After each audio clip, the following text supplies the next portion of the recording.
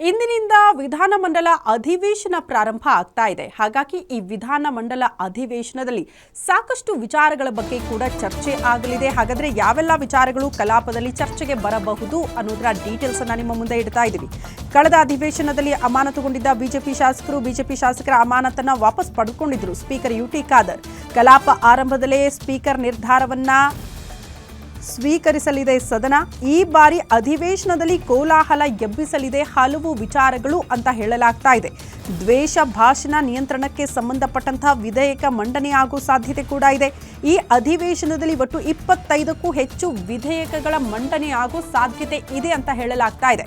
ಒಂದು ಕಡೆ ವಿಧೇಯಕ ಮಂಡನೆ, ಅದರ ಜೊತೆಗೆ ಹಲವು ವಿಚಾರಗಳ ಬಗ್ಗೆ ವಿಪಕ್ಷಗಳು ಪ್ರಸ್ತಾಪ ಮಾಡ್ತಾ ಸರ್ಕಾರವನ್ನ ಕಟ್ಟಿ ಹಾಕೋ ಪ್ರಯತ್ನ ಕೂಡ ಈ ಬಾರಿಯ ಕಲಾಪದಲ್ಲಿ ಆಗುತ್ತೆ ಅಂತ ಹೇಳಲಾಗ್ತಾ ಇದೆ. ಹಾಗಾಗಿ ಬಹಳ ಕುತೂಹಲ ಇದೆ ಈ ಬಾರಿಯ ವಿಧಾನಮಂಡಲ ಅಧಿವೇಶನ. ನಿಮಗೆ ಗೊತ್ತು, ಸಾಕಷ್ಟು ವಿಚಾರಗಳು ಈ ಬಗ್ಗೆ ಚರ್ಚೆಗಳು ಆಗಬಹುದು ಅಂತ ಆಲ್ರೆಡಿ ವಿಪಕ್ಷಗಳು ಇದ್ರ ಬಗ್ಗೆ ಪ್ರಸ್ತಾಪ ಮಾಡ್ತಾ ಇದೆ ಹೊರಗಡೆ, ಸದನದ ಹೊರಗಡೆ. ಇನ್ನ ಕೂಡ ಕಲಾಪ ಆರಂಭ ಆಗಿಲ್ಲ. ಬಟ್ ಇವತ್ತಿನಿಂದ ಪ್ರಾರಂಭ ಆದಾಗ ಯಾವೆಲ್ಲ ವಿಚಾರ ಪ್ರಸ್ತಾಪ ಮಾಡಬೇಕು ಅಂತ ಆಲ್ರೆಡಿ ತಯಾರಿಗಳಂತೂ ಆಗಿದೆ.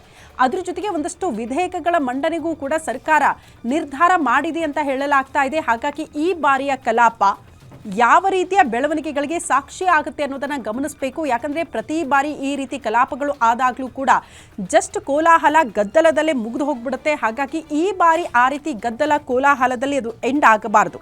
ಬದಲಾಗಿ ಹಲವು ವಿಚಾರಗಳ, ಮಹತ್ವದ ವಿಚಾರಗಳ ಬಗ್ಗೆ ನಿರ್ಧಾರಗಳನ್ನ ಈ ಕಲಾಪ ಕೈಗೊಳ್ಳಬೇಕು ಅನ್ನೋದು ಜನಸಾಮಾನ್ಯರ ಆಶಯ.